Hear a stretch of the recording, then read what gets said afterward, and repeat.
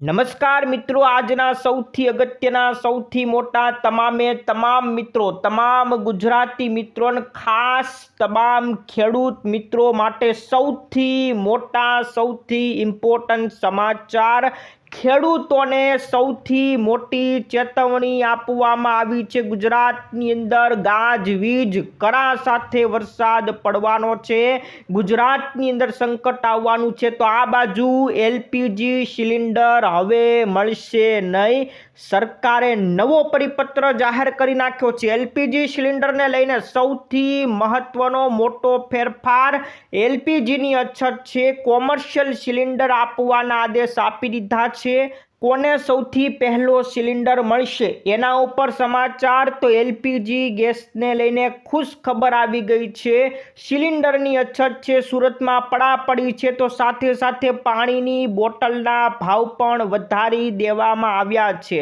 સરકારે જાહેરાત કરી છે કે હવે લોકોને કેરોસીન આપવામાં આવશે અને આ બાજુ ઇલેક્ટ્રિક સગડી ખરીદવામાં પડાપડી થઈ રહી છે। આજના લેટેસ્ટ સમાચાર છે, લોકોના ધંધા ભાગી ગયા છે, હવે લોકો વતન તરફ જઈ રહ્યા છે। એલપીજીને લઈને આજના વિશેષ સમાચાર રહેવાના છે, કે એક જેટલા એલપીજીના સમાચાર છે આજના વિડીયોમાં જણાવીશું। ખેડૂતો માટે આજના સૌથી મોટા ચેતવણી ભર્યા સમાચાર, લેટેસ્ટ સમાચાર જાણીશું। પણ એ પહેલાં જે મિત્રો નવા હોય આપણી ખેડૂત દુનિયા ચેનલને ફટાફટ સબસ્ક્રાઇબ કરી નાખજો। તો સરકારે જાહેરાત કરી છે, એલપીજી સિલિન્ડર મળશે નહીં, એના વિગતવાર સમાચાર આપીશું। પણ એ પહેલાં ખેડૂતોને જે ચેતવણી આપવામાં આવી છે એના વિશે ચર્ચા કરી દઉં। તો ગુજરાતની અંદર ગાજવીજ અને કરા સાથે વરસાદની આગાહી કરી છે। ભર ઉનાળે કાળા તડકે ગુજરાતની અંદર વરસાદ પડવાનો છે। ગુજરાતમાં મિત્રો વરસાદનું સંકટ છે, ખેડૂતોને માથે ચિંતાના વાદળો છવાયા છે। મેઘરાજા બેટિંગ કરવાના છે, કઈ તારીખથી કઈ તારીખ સુધી? તો વેસ્ટર્ન ડિસ્ટર્બન્સ સક્રિય થવાને કારણે આગામી 18 તારીખથી લઈને 20 તારીખ સુધી ગુજરાતની અંદર અનેક વિસ્તારમાં ગાજવીજ અને પવન સાથે કરા સાથે વરસાદ પડે એવી આગાહી કરવામાં આવી છે। મિત્રો 18 તારીખની વાત કરી દઈએ તો 18 તારીખથી શરૂઆત થવાની છે। 18 તારીખે કચ્છ જિલ્લો, બનાસકાંઠા, સાબરકાંઠા, પાટણ, મોરબી, જામનગર અને દ્વારકાની અંદર 30થી 40 કિલોમીટરની ઝડપે ભારે પવન ફૂંકાય અને સાથે સાથે ગાજવીજ સાથે તડાકા ભડાકા સાથે વરસાદ પડે એવી આગાહી કરવામાં આવી છે। 19 તારીખની વાત કરી દઈએ તો 19 તારીખે સૌરાષ્ટ્રના રાજકોટ, સુરેન્દ્રનગર, ભાવનગર, અમરેલી અને ગીર સોમનાથની અંદર વરસાદ પડવાનો છે।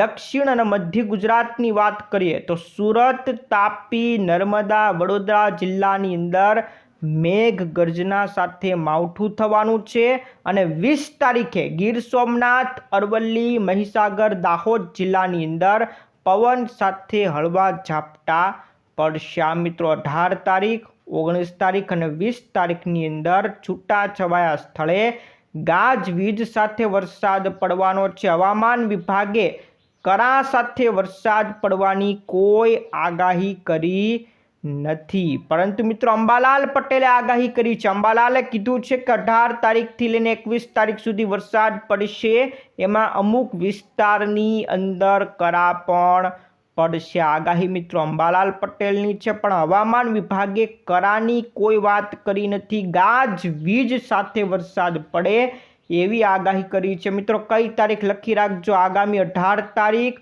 19 તારીખ અને 20 તારીખે છૂટા છવાયા સ્થળે વરસાદ પડવાનો છે।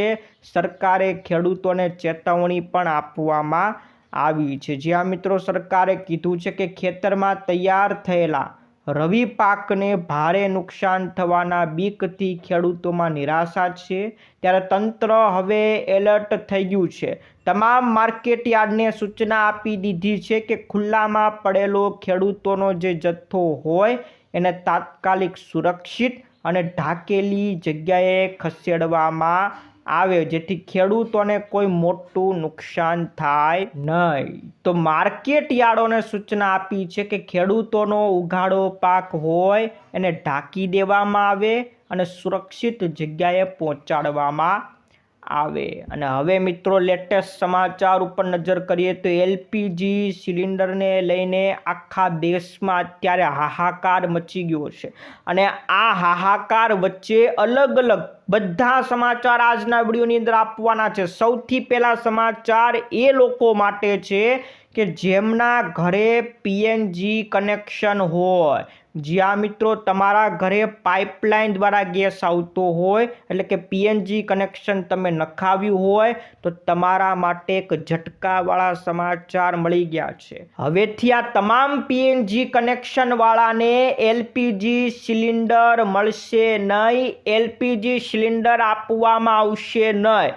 જો તમારા ઘરે પીએનજી કનેક્શન હોય તો તમને એલપીજી સિલિન્ડરનો બાટલો હવેથી મળશે નહીં. સરકારે એક પરિપત્ર 14 તારીખે બહાર પાડી દીધો છે. જ્યાં મિત્રો પરિપત્ર તમને બતાવી દઉં, આ રહ્યો પરિપત્ર નોટિફિકેશન 14 તારીખે જાહેરાત કરી છે. 14 માર્ચ 2026 સરકારે સૂચનો આપી દીધા છે કે જે લોકો પીએનજી ગેસ વાપરતા હોય, જેનો પીએનજી ગેસ એટલે કે તમારા ઘરે તમારા રસોડાની અંદર પાઇપલાઇન દ્વારા ગેસ આવતો હોય, તો હવે તમને એલપીજીનો સિલિન્ડર મળશે નહીં. અને જો તમારી પાસે એલપીજી કનેક્શન હોય તો તમારે એને તાત્કાલિક સરેન્ડર કરવું પડશે, તમારે એને બંધ કરાવવું પડશે. જ્યાં મિત્રો જો તમારા ઘરે પીએનજી કનેક્શન હોય તો હવે એલપીજી સિલિન્ડરની રિફિલ તમને નહીં મળે અને એલપીજી કનેક્શનને તમારે તાત્કાલિક સરેન્ડર કરવું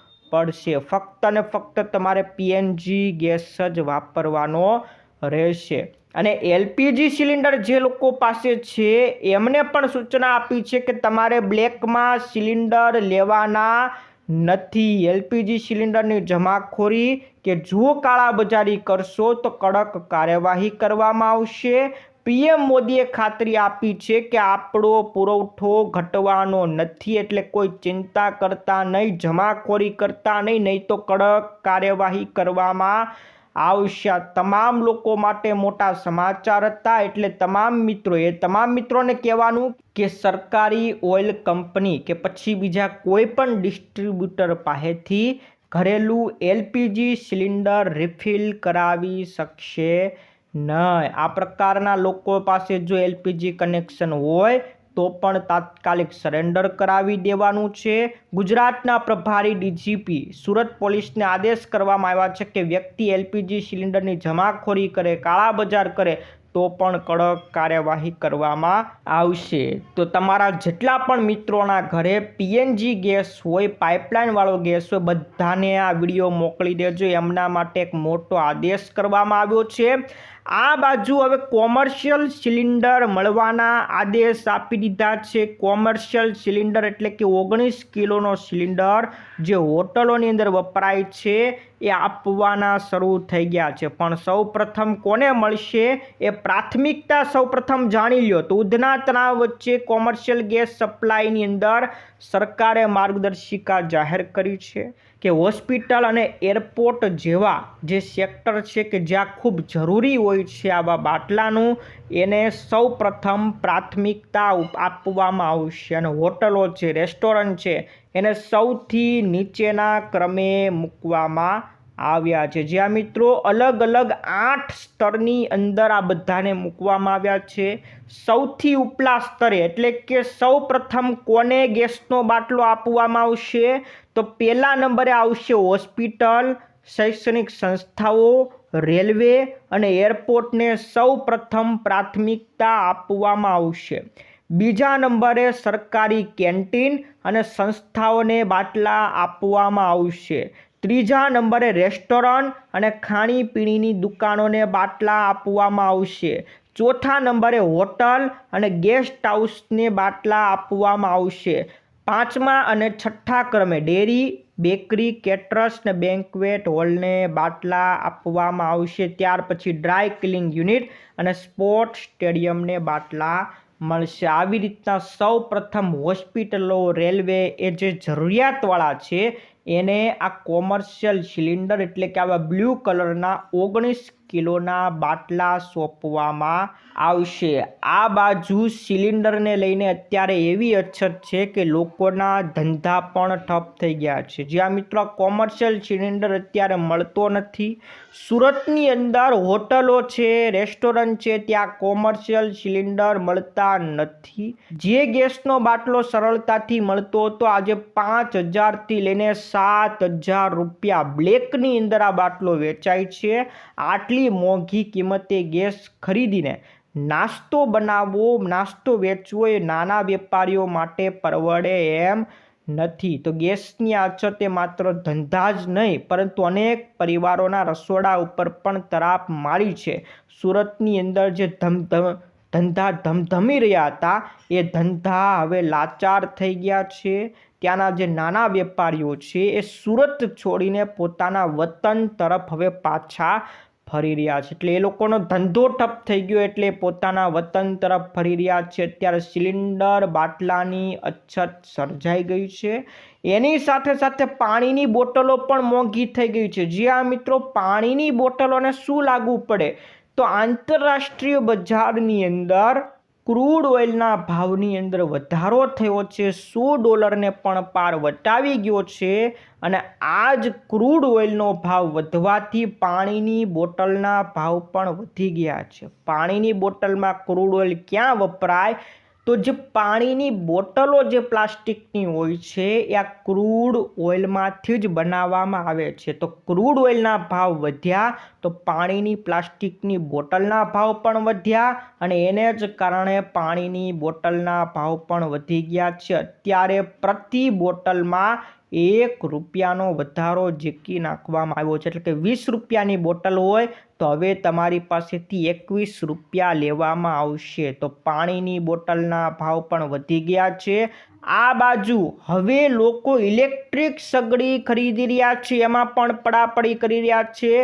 રાજ્યભરની અંદર જે ગેસ સિલિન્ડરની અંદર અછત આવી છે એના બીજા વિકલ્પ તરીકે હવે લોકો ઇન્ડક્શન સ્ટવ અને ઇલેક્ટ્રિક સગડી તરફ દોટ મૂકી છે। અમદાવાદ હોય, રાજકોટ હોય, સુરત, વડોદરા આ બધા મુખ્ય શહેરોની અંદર ઇન્ડક્શનની માંગમાં અભૂતપૂર્વ વધારો થયો છે અને પરિસ્થિતિ ત્યાં સુધી આવી ગઈ કે મોટા ભાગના વેપારીઓ પાસે સ્ટોક ખૂટી ગયો છે। સગડી ખૂટી ગઈ છે, ઇન્ડક્શન જે સ્ટવ આવે છે એ પણ ખૂટી ગયા છે। હવે લોકોએ સગડી લેવી હોય, સ્ટવ લેવું હોય તો 10 દિવસ સુધી રાહ જોવી પડે છે। 10 દિવસ પછી અમને આ ઇલેક્ટ્રિક સગડી અને ઇલેક્ટ્રિક સ્ટવ મળી રહ્યા છે। એટલે કે ઇલેક્ટ્રિક સગડીનો પણ જથ્થો ખૂટી ગયો છે। અને મિત્રો હવે આ બાજુ સરકારે જાહેરાત કરી છે કે સરકાર હવે લોકોને કેરોસીન આપશે।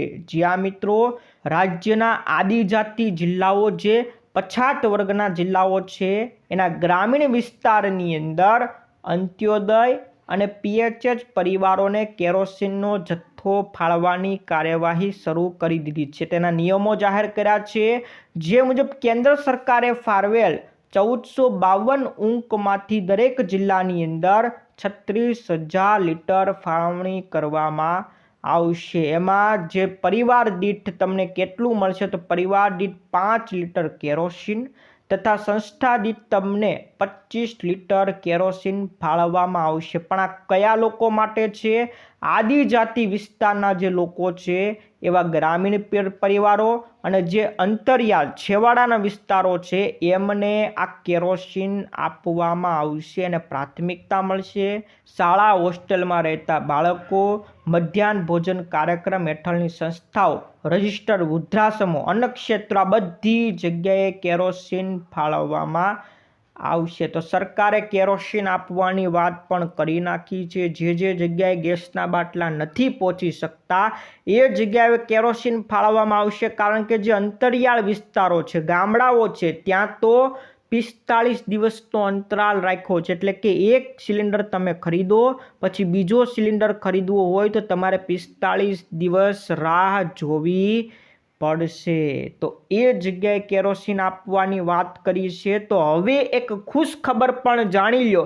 એલપીજી ગેસને લઈને એક ખુશ ખબર પણ આવી ગઈ છે. જ્યાં મિત્રો ઈરાન તરફથી આવતા 2 મોટા જહાજો ભારતીય નેવીની સુરક્ષા હેઠળ ગુજરાતના જે બંદરો છે, બંદરો સુધી આ જહાજો આવવાના છે. આવનારી 16 તારીખ અને 17 માર્ચના રોજ મુન્દ્રા બંદર અને કંડલા બંદરે એલપીજી સિલિન્ડર ભરેલા મોટા 2 જહાજો ગુજરાત ઉપર આવવાના છે. અને અમેરિકા ઇઝરાયલ યુદ્ધને કારણે જે તંગી સર્જાઈ હતી એ તંગી ખૂટી જવાની છે. એટલે ખુશ ખબર છે. આખા 2 મોટા જહાજો એલપીજી ભરેલા ગુજરાતની અંદર આવવાના છે. ભારતની અંદર સરકારને મોટી રાહત મળવાની છે, લોકોને પણ મોટી રાહત મળશે. એટલે તમામ લોકોનું ટેન્શન હવે ખતમ થઈ જવાનું છે. આ મિત્રો આજના સૌથી મોટા અને સૌથી વિગતવાર સમાચાર હતા. એલપીજી સિલિન્ડરને લઈને જે મોટી ખબરો હતી બધી ખબરો જણાવી દીધી છે. ને હવે મિત્રો એક ગ્રાહકો માટે એક સમાચાર છે કે જો ગ્રાહકો સાથે છેતરપિંડી થતી હોય તો સરકારે કીધું છે કે આ નંબર ઉપર ફોન કરજો. 14437 આ નંબર હેલ્પલાઇન નંબર છે. ગ્રાહકોને કોઈ ખરાબ વસ્તુ નીકળી હોય અથવા તો દુકાનદાર સાથે તમને એ વસ્તુ બદલી આપવામાં નથી આવતી, દુકાનદાર તમને છેતરપિંડી કરી રહ્યો હોય તો 14437 આ નંબર ઉપર કોલ કરી નાખજો. આપણા ગુજરાતની ગ્રાહકો માટેનો હેલ્પલાઇન નંબર છે. ગુજરાત સરકારે કીધું છે કે જાગો ગ્રાહકો જાગો. આ હેલ્પલાઇન નંબર મિત્રો તમને જોવા મળે છે. હેલ્પલાઇન નંબર ઉપર તમે ફોન કરી શકશો. તો ખેડૂતોને ચેતવણી આપી એના વિશે પણ જાણી લીધું. એલપીજી સિલિન્ડર નથી મળવાનો. કોને નહીં મળે? તો પીએનજી ગેસ તમારા ઘરે પાઇપલાઇન દ્વારા આવતો હોય તો હવે તમને એલપીજી સિલિન્ડર મળવાનો નથી. સરકારે 14 તારીખે એટલે કે ગઈકાલે જ મોટો આદેશ આપી દીધો છે. આ હતા મિત્રો આજના સમાચાર. તમારા જેટલા પણ મિત્રો હોય ફટાફટ એને મોકલી દેજો. આજ માટે વિદાય લઈએ છીએ. ફરી મળીશું આવતા વિડીયોમાં. જય જવાન જય કિસાન.